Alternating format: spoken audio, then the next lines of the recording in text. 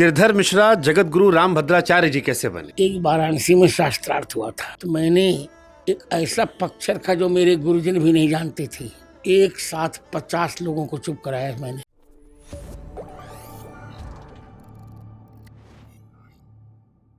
गिरधर मिश्रा जगत गुरु रामभद्राचार्य जी कैसे बने? कुछ बताइए ना इस बारे में। आपके गुरु के बारे में लोग जानकारी नहीं है।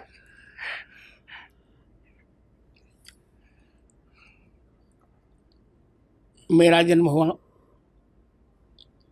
14 जनवरी 1950 को जी, जौनपुर। जौनपुर तब के सानी खुर्द में। जी। अब उसका नाम योगी जी ने बदल दिया क्योंकि योगी जी मेरी माता जी के बहुत भक्त थे। जी। अब मेरी माता जी स्वर्गीय हो गए हैं। जी। साकेत वासिनी हो गए और सौभाग्य के साथ गए हूँ सौभाग्यवती सची मिश्रा। जी। तो योगी जी ने कहा कि उनका लड्डू खाकर मैं मुख्यमंत्री बना हूँ। उन्हें एक लड्डू उनको खिलाया था। जी। तो कहा मैं माता जी के नाम से इस गाँव का नाम अब सचीपुरम रख रहा हूँ। जी। तो सचीपुरम में मेरा जन्म के 2 महीने पश्चात हुआ रोग से नेत्र बंद। फिर भी परिवार ने बहुत अच्छा पालन किया। जी। पढ़ा लिखा मैंने और इस प्रश्न का अब उत्तर देने जा रहा हूँ कि गिरिधर मिश्र से मैं जगत गुरु जगत गुरु रामानंदाचार्य स्वामी रामभद्राचार्य कैसे बना। जी। 1976 के 6 मार्च को जी। एक वाराणसी में शास्त्रार्थ हुआ था। जी। साधु बिला विद्यालय में। जी। उस समय मैंने भगवान राम से कहा कि देखो मैं आपके गुरु गोत्र में उत्पन्न हूँ। आज मैं हार जाता हूँ शास्त्रार्थ में तब तो कोई अंतर नहीं पड़ेगा, पर मेरे हारने से आपके गुरु गोत्र का अपमान होगा। आप सुनकर आश्चर्य में पड़ेंगे। हमारे जयराम दास जी जानते हैं जब शास्त्रार्थ हुआ तो मैंने एक ऐसा पक्षर था जो मेरे गुरुजन भी नहीं जानते थे और एक साथ 50 लोगों को चुप कराया मैंने। सायंकाल लौटा, मैंने कह दिया राघव आपने अपने गुरु गोत्र की मर्यादा रखी है तो अब मैं वचन देता हूँ कि अब मैं गृहस्थाश्रम में नहीं लौटूंगा। यूँ विरक्ति मेरी प्रथम से ही थी, ब्रह्मचर्य प्रथम से था। मैंने दीक्षा ले ली थी 24 जून 2057 में। बहुत अच्छे एक संत थे ईश्वरदास जी महाराज जी। वो 6 दर्शनों के विद्वान थे और ऐसी विरक्ति मैंने किसी की देखी नहीं। सही गोमती के संगन पर रहते थे कुटी बनाकर और रामवल्लभ शरण जी के शिष्य थे पर किसी को शिष्य नहीं बनाया। आए और कहा कि भगवान ने प्रेरणा दी है कि मैं तुम्हें दीक्षा दूं। तो राम मंत्र की दीक्षा मैंने ले ली थी पर मैं बालक था, विरक्ति में नहीं संभाल सकता था। तो उन्होंने कहा कोई बात नहीं, मैं तो नहीं रहूँगा पर किसी सरयू पारी ने ब्राह्मण से लंगोटी छुआ लेना बस। इसके बाद बाढ़ आई, उनकी कुटिया बही और उसी कुटिया के साथ जल प्रवाह में स्वयं भी गुरुदेव हमारे प्रवाहित हो गए। जी। फिर हमने पढ़ा और पढ़ने के पश्चात अब निर्णय लिया कि वेश भी ले लूं। तब प्रयाग में बहुत अच्छे संत थे।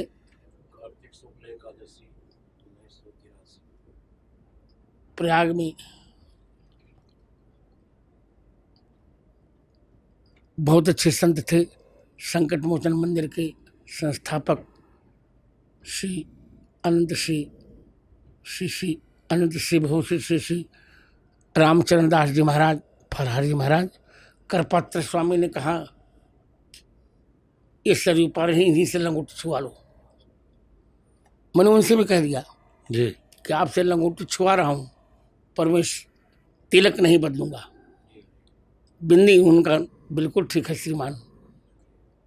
तब मेरा गिरिधर मिश्र नाम बदलकर रामभद्रदास नाम हुआ। जी इसके पश्चात 27 जून 1988 में जी गंगा दशहरा के दिन तीनों अखाड़ों काशी विद्वत परिषद ने मेरा जगत गुरु रामानंदाचार्य पर अभिषेक किया। जी तब मेरा नाम हो गया जगत गुरु रामानंदाचार्य स्वामी रामभद्राचार्य। आपने अपने जीवन में कई बार रामचरितमानस का पाठ किया? क्योंकि हमने पढ़ा था कि 60 दिन में आपने रामचरितमानस को कंठस्थ कर लिया था। हाँ मैंने, तो अगर एक अंदाजुआ बताना हो। मैंने अंदाजुआ नहीं बताऊंगा, प्रामाणिक बताऊंगा। नहीं, कई बार आपने पढ़ा है अब अब तक। मैं पढ़ता बताने जा रहा हूँ, पहले जी। सुन तो लीजिए।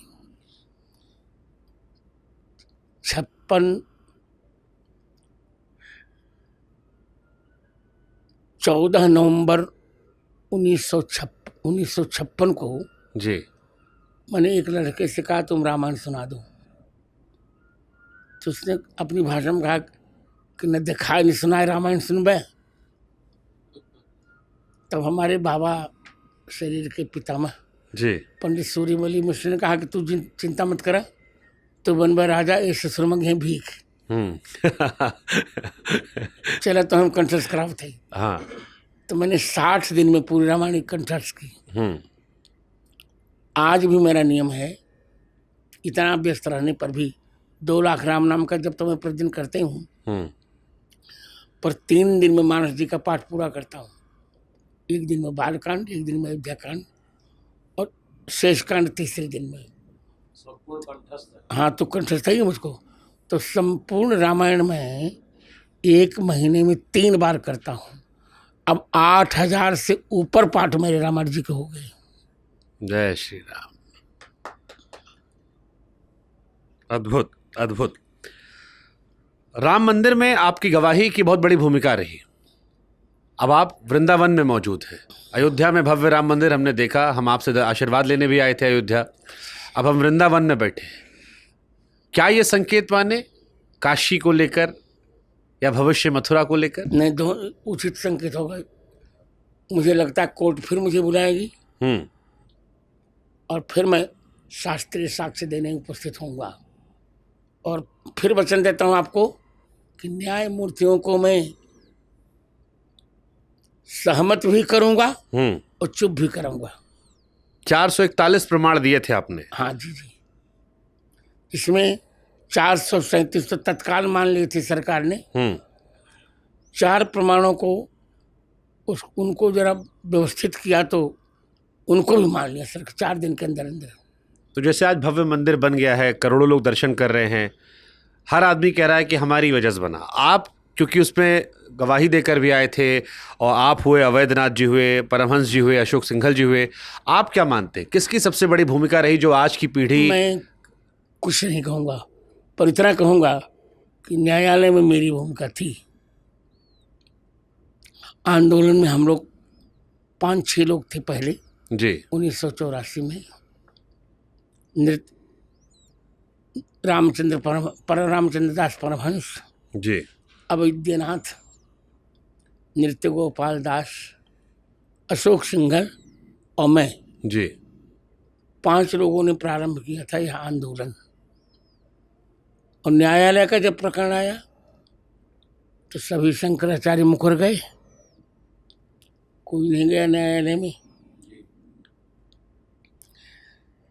अंत में मुझसे जब कहा गया, मैंने कहा देखो मैं वशिष्ठ गोत्रीय ब्राह्मण हूँ, मेरे पूर्वजों ने राम जी का नमक खाया, मैं भी खाता हूँ राम जी का नमक।